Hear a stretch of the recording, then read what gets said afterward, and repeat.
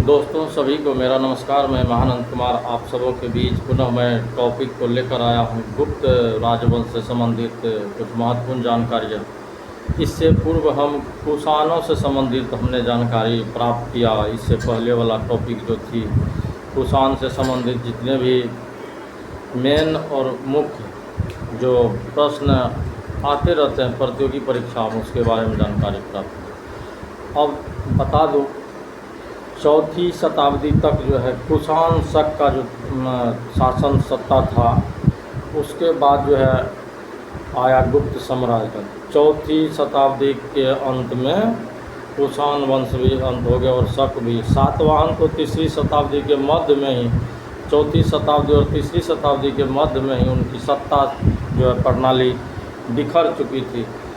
वैसी परिस्थिति में गुप्त राजवंश का उदय है। गुप्त राजवंश में बहुत सारा वंश आता है। लिच्छवी, योधे, उसके बाद इक्ष्वाकु, ये सब जो था 4-5 मिला करते जो मुख्य थे, इक्ष्वाकु, लिच्छवी वंश, ये सब। उसके बाद जो थे सातवाहन जो थे, सातवाहन भी नष्ट हो गया तीसरी और चौथी शताब्दी के बीच में ही। अब यहाँ पर बात उठता है कुषाण का जो शासन सत्ता प्रणाली था वह बहुत ही कुशल और बेहतर कंडीशन की थी। उससे इन्होंने क्या किया, गुप्त साम्राज्य जो है कुषाण वंश के ही सामंत थे, कुषाण वंश के सामंत थे। उसके संदिग्ध में रहकर वहाँ के राजनीतिक प्रणाली और प्रशासनिक प्रणाली को बेहतर ढंग से समझ पाए और वैवाहिक संबंध भी वहीं से सीखा।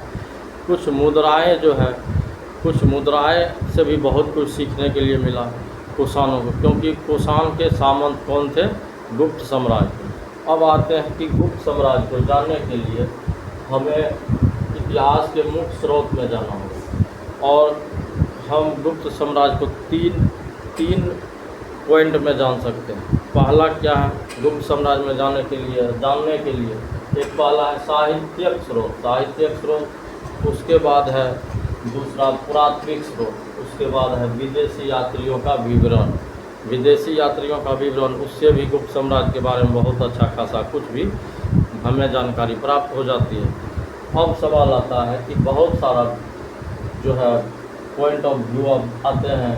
ये देवकी चंद्र गुप्तम, ये एक पुस्तक थी गुप्त साम्राज्य। उस समय की ये पुस्तक से हम क्या करते हैं, इनके बारे में दो महापुरुष जो गुप्त साम्राज्य के, ये भी अच्छे शासक में से एक थे। हालांकि रामगुप्त उतना बेहतर और अच्छा खासा शासन प्रणाली इनकी नहीं रही, लेकिन चंद्रगुप्त द्वितीय एक इसका शासन प्रणाली गुप्त साम्राज्य में अलग ही था। ये एक सफलतम शासक के रूप में उस समय गिने जाते थे। गुप्त साम्राज्य में ये बहुत ही बड़े महान शासक हुआ करते थे चंद्रगुप्त द्वितीय के विवरण में। और कालिदास की जो रचना है, कालिदास, आप तो जानते हैं कालिदास को, जिस पौधे पर वो बैठे थे उसी को काट रहे थे। मैं छोटा कुछ टॉपिक बता दूं। एक विदुषी भारती थी, उसके लड़का खोजने में उस राज में काफ़ी खोजबीन किया। जब वो सबको राजा जब आदेश दिए कि कहीं भी विद्वान लड़का ढूंढ लो, तो विद्वान ढूंढने के चक्कर में कहीं विद्वान ही नहीं मिले। कभी कभी ऐसा भी होता है कि काम चलाओ के लिए काम चला लेते, लेकिन कालिदास के साथ भी वही कंडीशन था। जिस पौधा पर वो बैठे थे ऊपर में टहनी पर, उसी को काट रहे थे।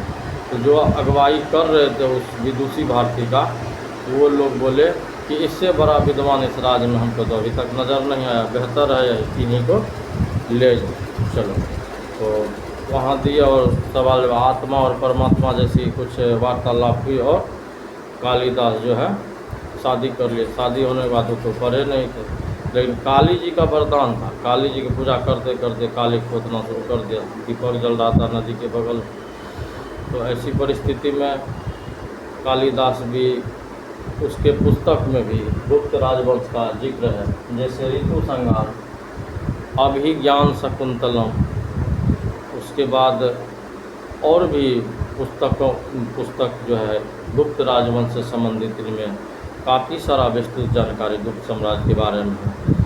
गुप्त साम्राज्य के बारे में अब जो है बताऊंगा पुनः मैं अगले टॉपिक में।